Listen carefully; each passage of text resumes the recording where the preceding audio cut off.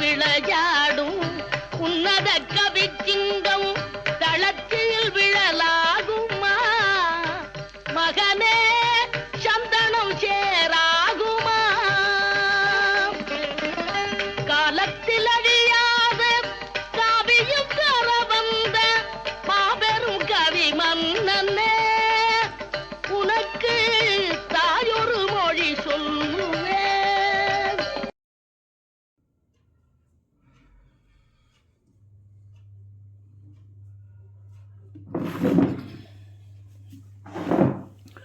எல்லோருக்கும் வணக்கம்.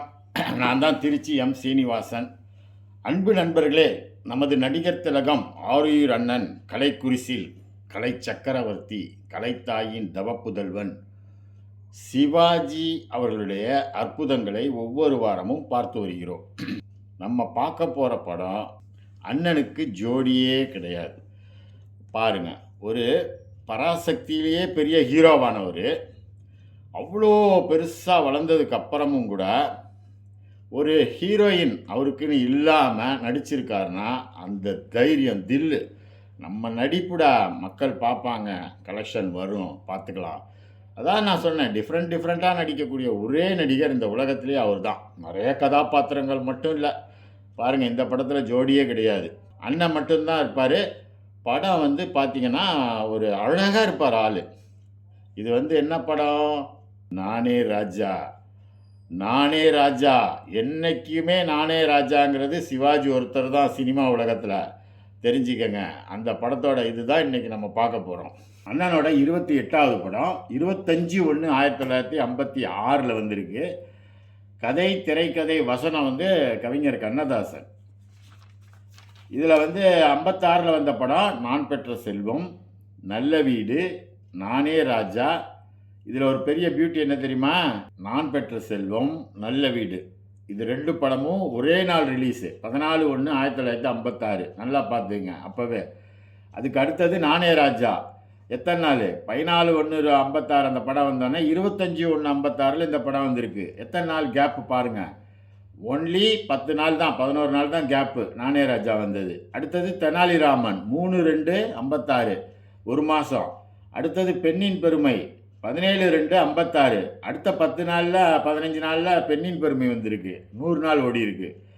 அப்புறம் ராஜாராணி 25/2/56. 25னா எத்தனை நாள்? ஒரு வாரத்தில். பெண்ணின் பெருமைக்கும் அதுக்கும் ஒரே வாரம் கேப்பு. அமரதீபம் 29/6/56, அது மட்டும்தான் கொஞ்சம் கேப்பு, 100 நாள் ஓடி இருக்கு. வாழ்விலே ஒரு நாள் 21/9/56. ரங்கோன் ராதா 1/11/56. பார்த்துக்குங்க எப்படிலாம் அண்ணன் ரெக்கார்ட் பிரேக் பண்ணியிருக்காரு. அண்ணனோட நம்ம இது வரைக்கும் நம்ம பார்த்த படம் 77 வாரம் வெற்றிகரமாக முடிச்சிட்டோம். இது 78வது வாரம். இப்போ சமீபத்தில் நண்பர்களே, நமது நடிகர் திலகம் அண்ணன் சிவாஜி அவருடைய அன்னை இல்லத்தை பற்றி சில செய்திகள் ஒரு 4-5 நாளாக போட்டு உழுக்காட்டிக்கிட்டு இருந்துச்சு சமுதாயத்தில், உலகத்தில். அதில் குறிப்பாக இந்த செய்தி எனக்கு வாட்ஸ்அப் மூலமாக ஒரு ஃப்ரெண்டு தான் முத அனுப்பிச்சார். பேப்பரில் வந்திருக்கு சீனின்னு சொல்லிட்டு. நான் அதை பார்த்தோன்னே உண்மையாலுமே ஷாக் ஆகலை. எனக்கு காரணம் என்னன்னாக்கா, சிலது நான் பெருமைக்கு சொல்லக்கூடாது, எனக்கு அவங்க பொசிஷன்லாம் நல்லா தெரியும். அன்னை இல்லத்தோட இன்றைக்கி பொசிஷன்லாம் எனக்கு நல்லா தெரியும். அதெல்லாம் எந்த குறையும் அவங்களுக்கு கிடையாது. அது சில இது நடந்து போச்சு, கசப்பான சில சம்பவங்கள் நடந்து போச்சு, அதனால் வந்த வினை தான் இது. அதனால் நான் அதுக்கு பற்றி ஷாக்கே ஆகலை. அப்போ கூட நான் உங்கள்கிட்ட பதிவு போட்டேன். என்ன பதிவு போட்டேன்? நான் இன்டைரக்டாக தான் எதுவும் போட்டேன், டைரெக்டாக போடல. சோதனை வந்திருக்கு, வேண்டிக்கங்கன்னு சொன்னேன். அடுத்தாப்பில் ஒரு பதிவு கொடுத்தேன். அந்த வீடு யார் பேரில் இருக்குன்னே தெரியாமல் ஜட்ஜு தீர்ப்பை கொடுத்துட்டாரு. அதனால் அது ஒன்றுமே ஆகாது, நடக்காதுன்னு சொன்னேனா இல்லையா? அதே மாதிரி இப்போ நேற்று நடந்துச்சா இல்லையா? இதெல்லாம் எனக்கு முன்னாடியே தெரிஞ்சதுனால நான் தைரியமாக தான் இருந்தேன். இருந்தாலும் உங்களுக்கெல்லாம் கொஞ்சம் நான் ஆறுதல் சொன்னேன். இருந்தாலும் இந்த செய்தி வந்தது கொஞ்சம் மனசு நமக்கெல்லாம் கஷ்டமாக இருக்குது. வரக்கூடாது. அது நம்மளால் தாங்கிக்க முடியல. நிறையா பேர் பொதுமக்களாலேயே தாங்கிக்க முடியல. ஏன்னா சிவாஜி வீடா அப்படி தான் கேட்டாங்க. பட் அது எல்லாம் நன்மைக்கே நினச்சிக்குவோம். ஏன்னா அந்த அன்னை இல்லத்து மேலே இன்றைக்கும் ரொம்ப பொறாமை இருக்குது மக்களுக்கு. அதாவது மக்களுக்கு மீன்ஸ் என்னென்னா, நல்லவங்களுக்கு இல்லை, கெட்டவங்களுக்கு. என்னடா இவனுங்க இன்னும் குடும்பத்தோடு நல்லா வாழ்ந்துக்கிட்டு இருக்காங்க, ஒற்றுமையாக வாழ்ந்துட்டுருக்காங்க, நல்ல வசதி வாய்ப்போட தானே இருக்காங்க. அவர் சிவாஜி செஞ்சு வச்சுட்டு போனதோட இது பலன் வந்து இன்றைக்கி அவங்களாம் பிரமாதமாக இருக்காங்களே அப்படின்னு ஒரு கண்ணடி, பயங்கரமாக கண்ணடி. அதுக்கு வந்து திருஷ்டி பரிகாரம்னு நம்ம நினச்சிக்குவோம். அதுதான் உண்மையாக திருஷ்டி பரிகாரம். இப்போ வந்து அந்த கண்ணு பட்டது பூரா இதில் அடி வாங்கிரும். அதனால் அன்னை இல்லம் வீடு வந்து அண்ணன் சிவாஜி எவ்வளோ வந்து ஒரு இதில் வாங்கினாருன்னு எல்லாருக்கும் தெரியும். ஏன்னா வாழ்க்கையில் வந்து அவர் சாப்பாட்டுக்கே கஷ்டப்பட்டவர். நாடகத்தில் நடிக்கும்போது பசி தாங்க முடியாமல் ஈரத்துணியை வயிற்றுல வச்சுக்கிட்டு தூக்கம் வரலன்னு சொல்லி அதை வச்சுக்கிட்டு தூங்கிட்டு இருந்தவர். பகலெல்லாம் பட்னி கிடந்தாலும் ராத்திரியில் அந்த ராஜா வேஷம் போடும்போது இருக்க ஒரு சந்தோஷம் அப்படின்னு அடிக்கடி சொல்லுவார் பேட்டிகளெல்லாம். அது உண்மைதான். ராஜா வேஷம் போட்டு நைட்டு நடிப்பார், பகலெல்லாம் பட்னி கிடந்திருப்பார்.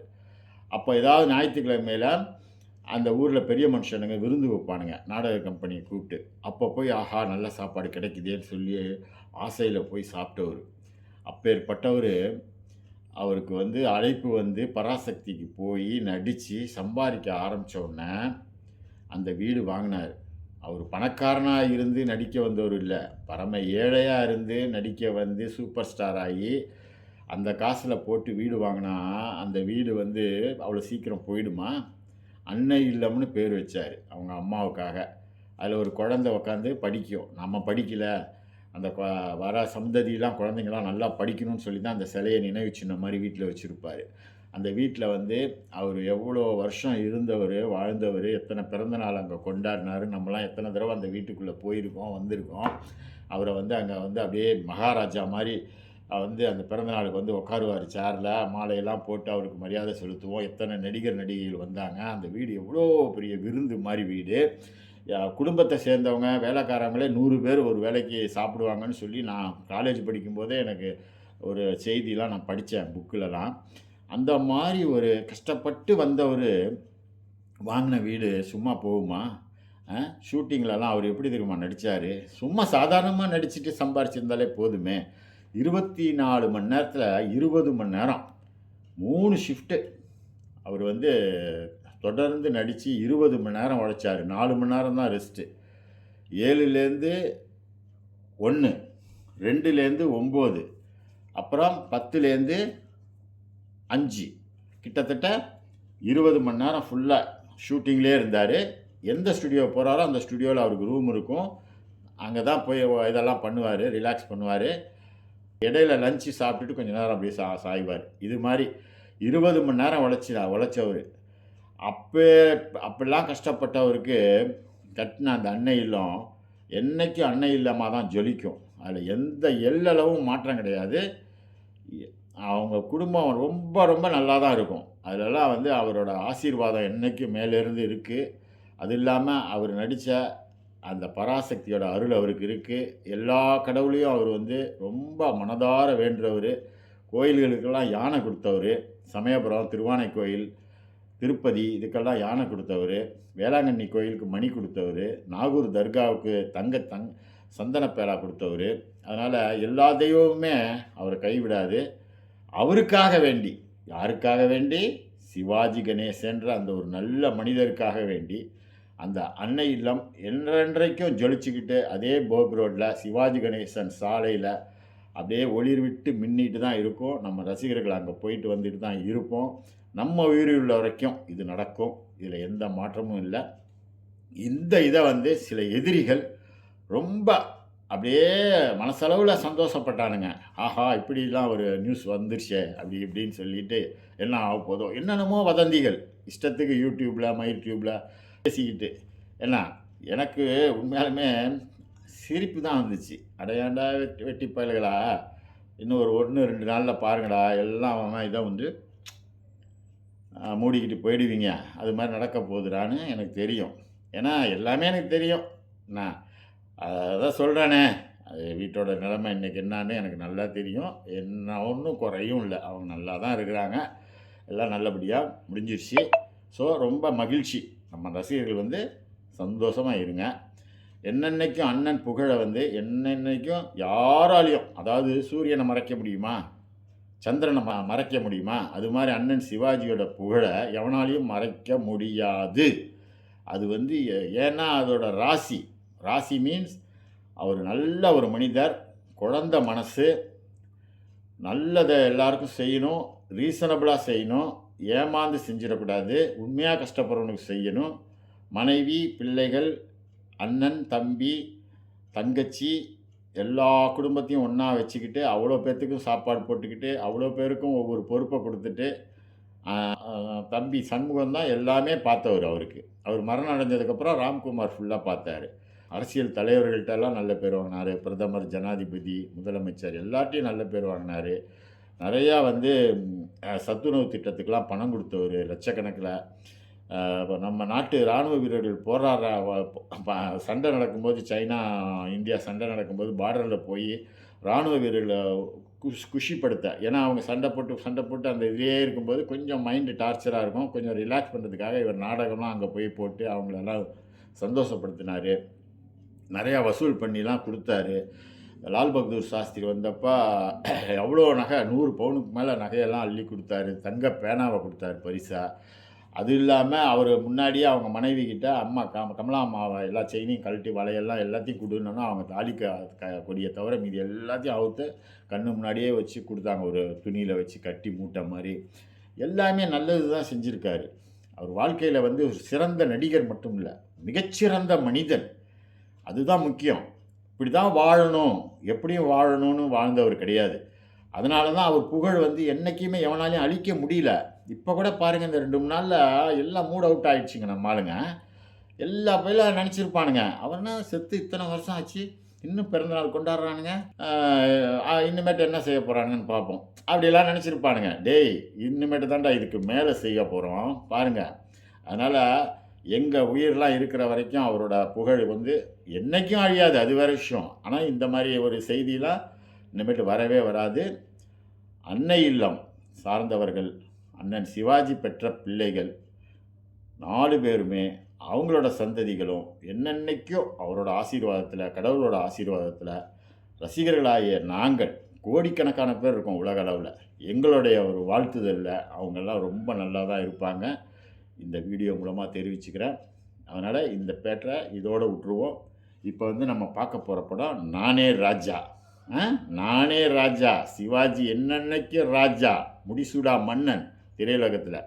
அந்த படத்துலேருந்து காட்சிகளை பார்க்க போகிறோம். பார்ப்போமா? வாங்க பார்ப்போம்.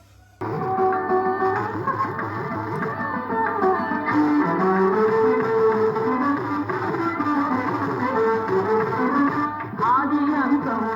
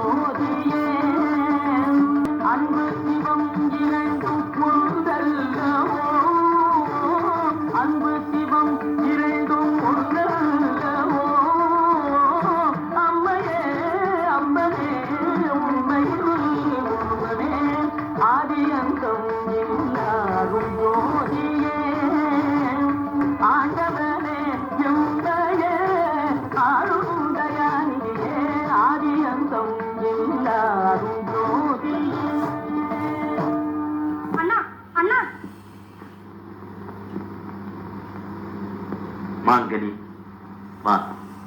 வேட்டை முடிந்ததா? வேடிக்கை ஏதேனும் உண்டா? வேடிக்கை அல்ல, வேதனையான செய்தி ஒன்று. வேட்டையின் வேதனை சர்வசாதாரணம். களைபட்ட புலி எதிர்த்து பாய்ந்திருக்கும், கரடி துரத்தி இருக்கும், மலைப்பாம்பு வளைத்திருக்கும், மத யானை விரட்டி இருக்கும். இல்லை, களைபடாமலே புலி துரத்திற்று, கதறியோடைய பெண்ணிடத்திலே காதல் பேசிற்று என்று புராணத்திலே இருக்கிறது.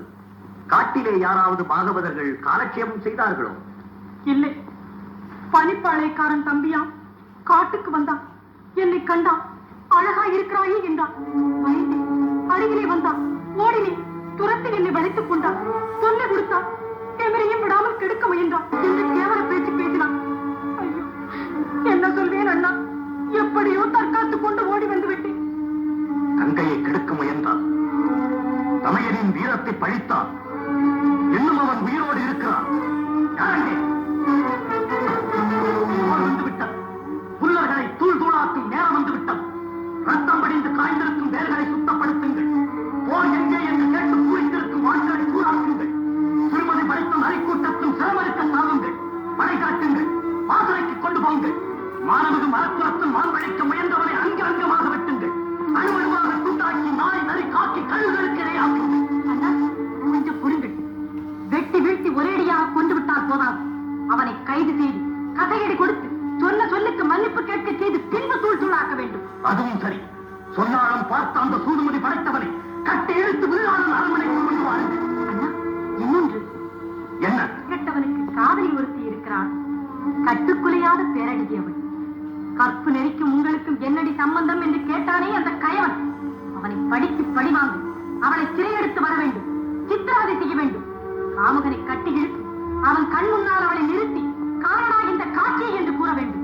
சரி, நானே படை கொண்டு செல்லுகிறேன். வேண்டாம், படை கொண்டு செல்லக்கூடிய அளவிற்கு பண்பான போர் தேவையில்லை. தம்பி, கேட்டாயா முழுவதும்? கேட்டுக்கொண்டுதான் வந்தேன். அண்ணா, சூழ்ச்சி, கத்தியின்றி இரத்தமின்றி கவர்ந்து வரும் சூழ்ச்சி. சூழ்ச்சிய? ஆம். பனிப்பாளையத்தான் நமது பரம்பரை விரோதி. காட்டிலே அவனுக்கு துணைவர்கள் உண்டு. படை கொண்டு மோதினால் பகமை பனிப்பாளையத்தானுடன் இருக்காது, காட்டிற்கும் பரவும். அதனால் மாறுவேடம் விட்டுச் சென்று அவர்களை மயங்க வைத்து கவர்ந்து வர வேண்டும். ஆமண்ணா, அதுதான் சரியான திட்டம். மாறுவேடம் நல்ல திட்டம்தான். ஆனால் வழக்கமான தர்மமும் நியாயமும் குறுக்கிடுகிறதா அண்ணா? ஆனால் இந்த ஒரு வார்த்தையை போட்டு முதல் வரியை மறுவரியால் முடிப்பது இந்த விஷயத்தில் மட்டும் வேண்டாம். சரி, நானே போகிறேன். தாமதிக்காதே, எடுத்த காரியத்தை முடித்து வா. நான் ஒரு மடையன், நீ போனால் முடியாமல் போகுமா? நாளை பொழுது விடுவதற்குள் அந்த நாசக்காரர்கள் இங்கே இருப்பார்கள். வருகிறேன். அம்மையே. யார் நீங்கள்? எங்க ஒருவரையும் காணோம். அக்கா, அக்கா, அக்கா.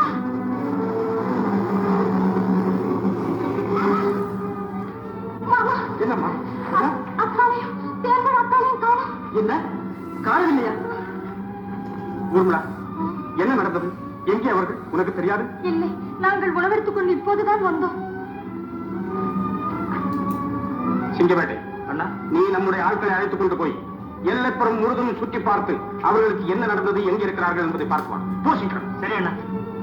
எல்லாம் வாங்க.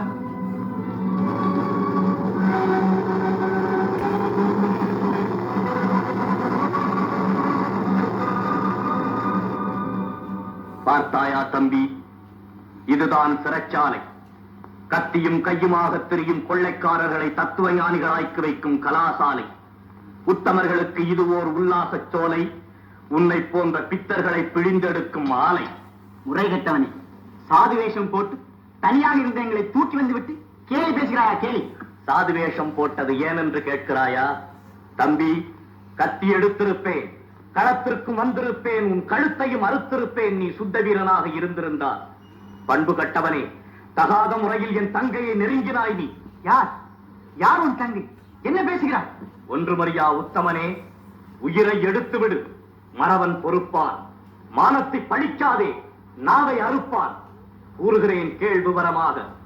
காட்டிலே என் தங்கையை கண்டு கற்பழிக்க முயன்றாயினி. வாட்டமுத்த பேதையிடம் வார்த்தை பல வீசினாயினி. அதோடு வில்லாளன் வீரத்தையும் பழித்தாய் நீ. கல்லா இருந்தா உன் மனம், அதை கண்டுகொள்ளவே கொண்டு வந்தேன் உன்னை. நான் கற்பழிக்க முயன்றேனா? இல்லை, கண்ணாலே பார்த்தாய், காலாலே நடந்தாய், கையாலே தொட்டாய், கொய்யா கனியைப் போல் கொய்து போக நினைத்தாய். ஐயோ என்று அலறினாள் மாங்கனி. அவள் என் தங்கையடா, என் தங்கை. மாங்கனி அவளா? அண்ணா,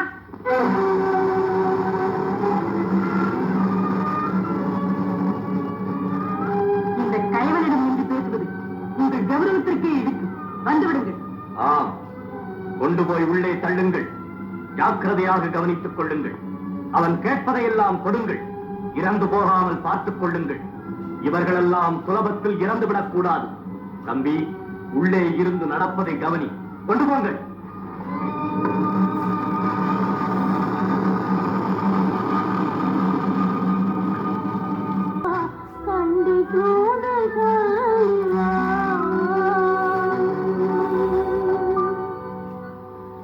காதலனை பிரிந்த ஏக்கம், கரை காண முடியாத கலக்கம். அம்மையே, இனி வருந்தி பயனில்லை. நடந்தவைகளை மறந்துவிடு. இனி நடக்கப் போவதற்கு தயாராகிக் கொள். அதைத் தவிர உனக்கு வேறு வழியில்லை. கேவல புத்தி படைத்தவனே, உன் கீழ்த்தர ஆசைகளுக்காகவா என்னை இங்கு கொண்டு வந்தாய்? என் உடலில் ஏதாவது ஒரு பகுதியில் உயிர் துடிப்பு இருக்கும் வரை உன் எண்ணம் நிறைவேறாது. தப்பு கணக்கு அம்மையே. அற்ப ஆசைகளுக்காக உன்னை இங்கே கொண்டு வரவில்லை. அதற்கு நான் தலையசைத்தால் பட்டுப்பூச்சிகளைப் போல் 10,000 பேர்கள் ஓடி வருவார்கள். இங்கே உன் காதலன் செய்த கொடுஞ்செயலுக்கு பழிவாங்கவே உன்னை நான் இங்கு கொண்டு வந்திருக்கிறேன். என் காதலரா தவறு செய்தார். மாணிக்கத்திற்கு மாசியே. கதை கட்டாதே. உன் அக்கிரமத்துக்கு திரை போடாதே. மறந்தும் களங்கம் நினைக்காத அவர் உள்ளம். அவர் மகா உத்தமர். உத்தமர்? அயோக்கியன். என் தங்கையின் மானத்தை அழிக்க முயன்றான். என் வீரத்தை பழித்தான். பரம்பரை பகையை காட்டிலும் கக்கினான். பாராவலை என்ன செய்கிறேன் என்று. ஆனால் பெண்ணே, ஒன்றை மட்டும் உறுதியாக நம்பு. சிறிதும் மாசு ஏற்படாது உன் மானத்திற்கு.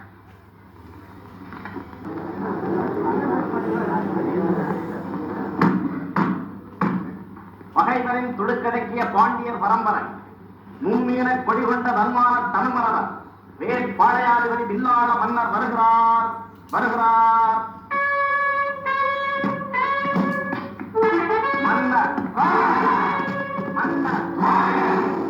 மன்னவன், விசாரணை துவங்கலாமா?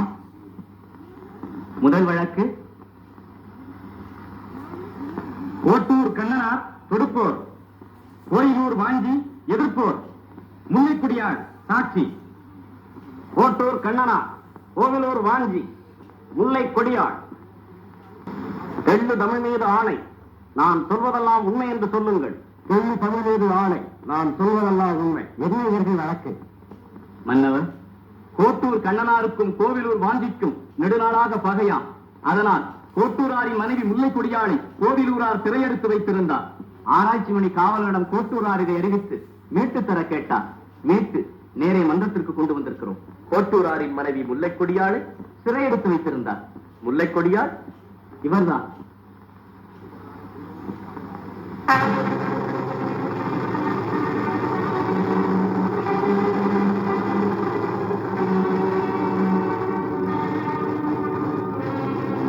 கோயிலூராரே, நீர் சிறையெடுத்தது உண்மைதானா?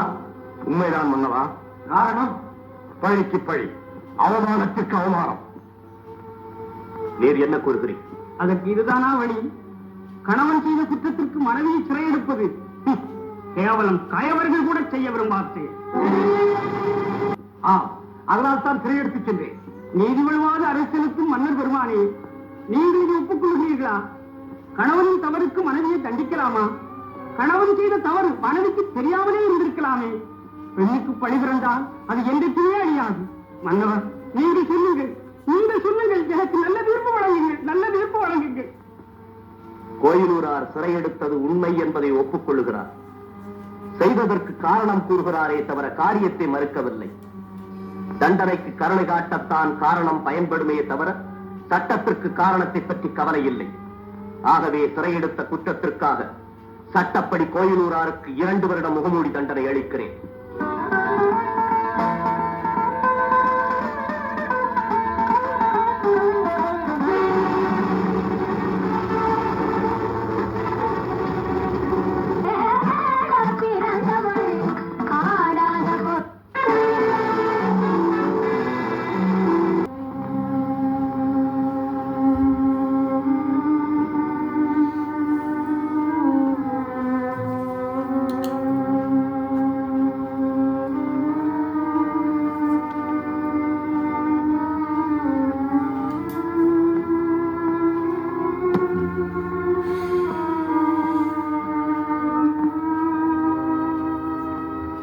வில்லாளா, ஜோடியாய் திரிந்த மாடப்புறாக்களை தனியாய் பிரித்து வைத்ததால் உனக்கு என்ன சாந்தி ஏற்பட்டு விட்டது? பழித்தவனை சிறையில் இட்டாய், சரி, நியாயம். ஆனால் அந்த பகைவனை காதலித்ததை தவிர வேறு ஒரு பாவம் அறியாத இவளையும் சிறையில் இட்டாய்.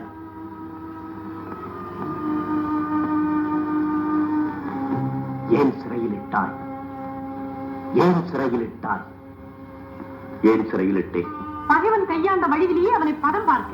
என்னதான் இருந்தாலும் அந்த பெண்ணை சிறையில் இட்டது சரி என்று என் மனதிற்கு படவில்லை. அண்ணா, மனம் ஒரு பூதக்கண்ணாடி. சிறியவற்றை பெரிதாக்கி காட்டுவதுதான் அதன் இயல்பு. உங்களை போன்ற வீரர் சாதாரண மனிதர்களைப் போல் குழம்பக்கூடாது. நீங்கள் செய்வதுதான் உங்களுக்கு, நாட்டுக்கு, உலகத்திற்கே சட்டம். ஆனாலும் அதற்கு முறையும் இருக்கிறது. முறை, நீதி, நியாயம், அதன்படி நடந்தவர்கள் வாழ்க்கையில் எந்த இன்பத்தையும் பெற்றதில்லை அண்ணா. எத்தகைய செயலை செய்தாவது பெறுகிற இன்பம் மனதிற்கு நிம்மதி அளிக்காது மாங்கனி. நிம்மதி என்று நாம் நினைத்தால் நிம்மதிதான், இல்லை என்றால் இல்லைதான். பட்டுமுக கட்டழகி பட்டத்து ராணியாக வரமாட்டாளா என்று பட்டமிடும் என் உள்ளம். கொட்டி வைத்து அழகு பார்க்க கோடி பெண்கள் வேண்டுமானாலும் கிடைப்பார்கள் மாங்கனி. ஆம், அது தெரியும் எனக்கு. வில்லாள மன்னரே தன் மீது ஆசை வைக்கிறார் என்று தெரிந்தா வேண்டாம் என்று மறுப்பவர்கள் இந்த வேல் பாளையத்திலே கிடையாது. ஆனாலும் அவர் யாரையும் நாடுவதில்லை. முறையான வாழ்வினை பலகாலம் பயின்றவர், கண்ணன் கபடற்றன், வெள்ளை மனம் படைத்தவர். சொன்னால் நம்ப மாட்டீர்கள். தூக்கி வந்த காரணத்தால் அவர் தூதுமதி படைத்தவர் என்று கருதி இருப்பீர்கள். தூதுமதி படைத்தவன், துட்ட மனம் கொண்டவன் என்று ஊரார் பழிப்பர். ஊரார் எதைத்தான் பழிக்க மாட்டார்கள். எலும்பில்லாத நாக்கு எதை வேண்டுமானாலும் பேசும். கிடையவே கிடையாது. நீ என்ன சொல்லுகிறாய் மாங்கனி? பண்ணி பண்ணி சொன்னாலும் சொல்லும் விஷயம் ஒன்றுதான். கையில் இருக்கிறது கரண்டவால் கரண்டபடி கைபடாமல் உறைந்த கட்டித்தை. மான் வெளியா?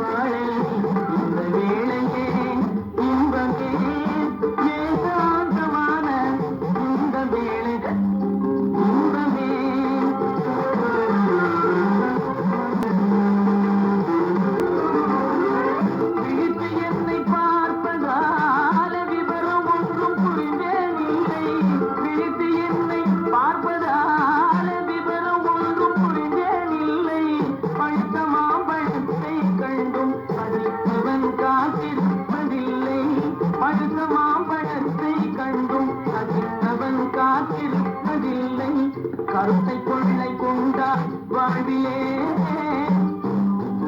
எந்தன் கருத்தை கொள்ளை கொண்டாய் வாழ்விலே, உன்னோடு பேசும் இந்த வேளை இன்பமே. மந்தமாறு தவழும் சந்திரன் வானிலே திகழும் இந்த வேளையே இன்பமே. ஏகாந்தமான இந்த வேளையே இன்பமே. பாவி, நல்லவனு போல் நடித்தாயே, இந்த நாடகம் அழத்தானா? இந்த நாடகம் அல்ல, எந்த நாடகமும் ஆடுவேன். மனித வாழ்க்கையே ஒரு நாடகம். ஆணும் பெண்ணும் சேர்ந்து ஆடினால் அது ஆனந்த நாடகம். நீ நாடகம் பார்த்திருக்கிறாயா? சில ஆண்கள் பெண் வேடம் போட்டுக் கொள்வார்கள். பார்ப்பதற்கு கன்றாவியாக இருக்கும். அசல் பெண்களோடு ஆட வேண்டும். அதற்குத்தான் நான் இங்கு வந்திருக்கிறேன். அருகில் வராதே, அழிந்து விடுவாய். துஷ்டன், உன் பயங்கர பசிக்கு ஒரு பாவையின் நிறைய பாழாக்கி விடாதே. வெள்ளத்தினோடு ஒரு வெள்ளமுமாய் நாம் வீணையும் நாதமும் ஆய்விடுவோம். சண்டாளா, நெருங்காதே. நெருங்காமல் காதலிப்பது எப்படி? பார், காதல் வாழ்வு முறிந்து விட்டது. இந்த கத்தி எனக்கு வேண்டாம் வேண்டாம்.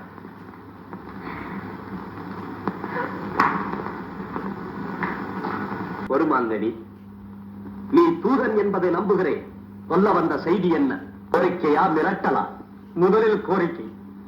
மறுத்தால் மிரட்டல் அல்ல, போர். இல்லாதனிடமே வந்து போர் என்கிறாய். தம்பி, போர் கஞ்சுவதன் நான் அல்ல. படை கொண்டு வரச் சொல்லும் பாளையத்தானே. மோதி பார்ப்போம், முடிவு காண்போம். இவர்களை விடுதலை செய்து நாட்டின் எல்லைக்கப்பால் கொண்டு போய் விட்டு வாருங்கள். அண்ணா, இவர்கள் பகைவனின் கையாட்கள். இருக்கட்டும், தூதுவர்களை திருப்பி அனுப்புவதுதான் அரசியல் ஒழுங்கு தம்பி. குற்றமற்றவனை கொலை செய்தான். கொன்றது அநீதி என்று நிரூபிக்கப்பட்டதும் தாழ்ந்த குடையன், தளர்ந்த செங்கோலன், யானோ அரசன், யானே கள்வன் என்று அலறி வீழ்ந்தான். விழுந்ததும் உயிர் பறந்தது, நீதி நிலைத்தது, நியாயம் மலர்ந்தது. இழநீப்பின் வாழா கவரிவான் சாதி மரவர் சாதி. பில்லாளா அயலான் மனைவி என்று தெரிந்தும் அந்த புறத்தில் வைத்திருப்பது தாயை பெண்டாள நினைக்கும் சண்டாளச் செயலாகும். மன்பதை காக்கும் தென்புலக் காவலா, கூண்டு கிளியை திறந்துவிடு. கொண்டவன்பால் பறக்கவிடு. முன்னாள் பெருமையை நிலைநாட்டு. புறநானூற்றின் புகழ்பாடு. தவறு செய்வது மனித குணம், திருத்திக் கொள்வது சிறந்த குணம். போ, அந்த பூக்காட்டின் கைப்பூட்டை தகர்த்துவிடு. பூப்பல்லக்கு ஏற்றி அனுப்பு. உன் புகழை நிலைநாட்டு.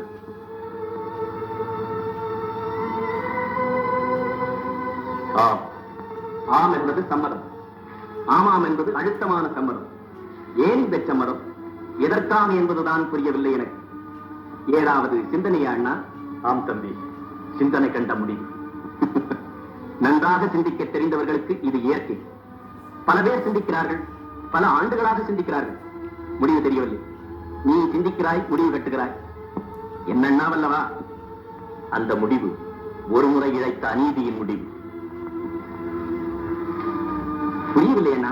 தேன்மொழியை திரும்ப கொண்டு போய் விட்டுவிடப் போகிறேன். அண்ணா, அவளும் என்னை அப்படித்தான் அடைக்க வேண்டும். அவள் என் தங்கை.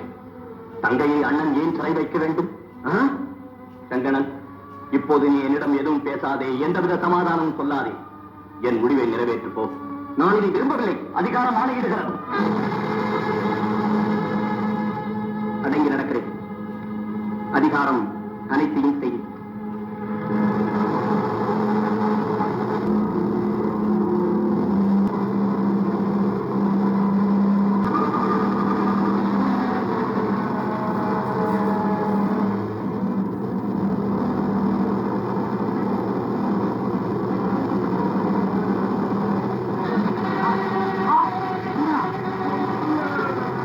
நானே ராஜா. பார்த்தீங்களா அண்ணனோட அந்த அழகு? பார்த்தீங்களா சின்ன வயசில் எப்படி இருக்கார் பாருங்க. முகத்துலலாம் ஒரு சாமிங், உடம்பெல்லாம் எவ்வளோ அழகாக இருக்குது. என்ன நடிப்பு! அப்போவே ஆரம்ப காலகட்டத்திலே என்ன மாதிரி நடிப்பு. அடுத்த வாரம் இன்னொரு படத்தில் சந்திப்போம். நன்றி, வணக்கம். பல்லக்கு பரிவாரம் படையுடன் முடியூதல் சொல்லுக்கு விளையாடுமே மகனேவும் தோளுக்குள் புவியாடுமே. ஊருக்கு கதை சொல்வோம் உள்ளத்தை வதை செய்தால், ஊருக்கு கதை சொல்வோம் உள்ளத்தை வதை செய்தால் சீர்பெரும் கவிவா